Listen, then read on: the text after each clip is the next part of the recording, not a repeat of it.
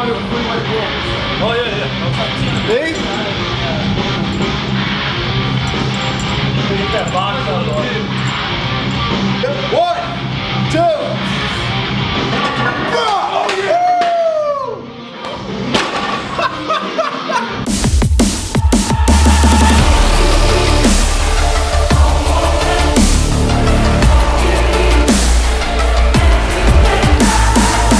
So I've been here filming Pete Rubish all day long. I don't have a cameraman because I am the cameraman, so bear with me. But here's a tutorial by Pete to me that's gonna inadvertently help you guys. All right, so what I'm gonna have you do is just get in your normal deadlift setup.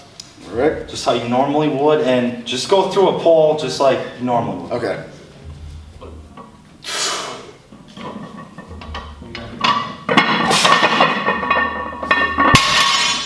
So it looks pretty good, but there's definitely some things I feel like we could refine here. So the first thing I'm gonna have you do, I'm gonna have you bring your feet a little closer together. Okay.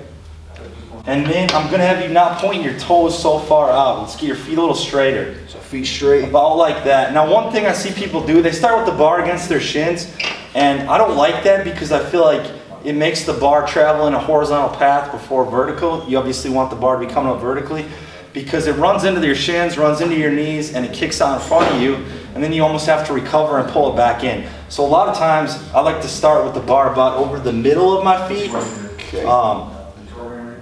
And what that does, it just gives me a little more clearance where the bar is coming up in a straight line to my knees and it's not getting that horizontal push in front of me from running into my shins. Now, some people will do better with the bar a little closer. You're gonna have to play around with that a little bit. I just prefer it over the middle of the feet. Right, okay. So foot position is good at this point. What I'm gonna have you do is get your normal grip.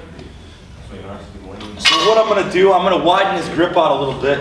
Bring your hands out a little further. Wider. I like where you can just see the end of the nerve lane on each side. Okay. That's about where I like to go. And what I'm gonna have him do is lock his arms out hard here, almost like his elbows don't bend at that elbow joint. Just lock them real hard like that. Flexing the triceps? Flexing the triceps, arms as straight as possible. Okay. From here, rotate the elbows towards the body. Just that little cue right there is gonna lock his lats in tight. So elbows into the ribs? It's gonna lift his chest up a little, drop his hips, put him in a good position. And then I'm gonna have him look forward with his head.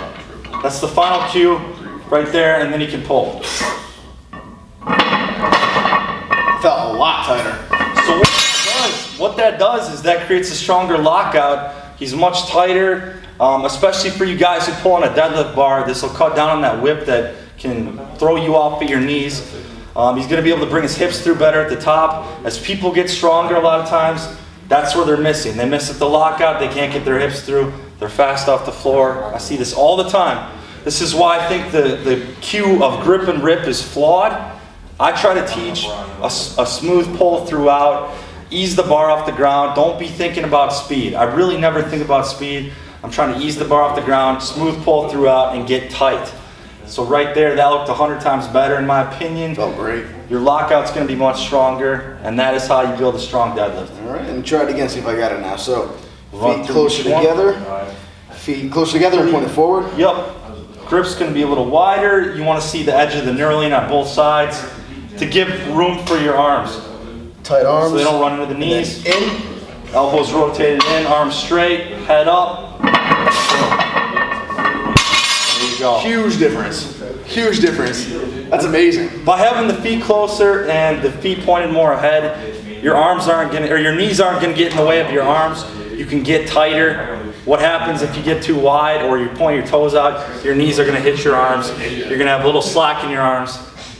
Throw off your pull. It's a lightweight, of course, but I can tell you just the difference between my initial pull and this pull. This one, my initial pull felt just like a really lightweight pull. This pull felt like I hit a button at the bottom and something moved the weight up for me. Like I didn't even feel like I had to put any effort or strain on my body. It's so much tighter. And don't panic if you're a little slower off the floor. That's pretty normal. Once you get used to it, you're going to be a lot stronger though. So it's worth it. Just stick with it. It's going to be a little slower off the ground at first, but that's okay.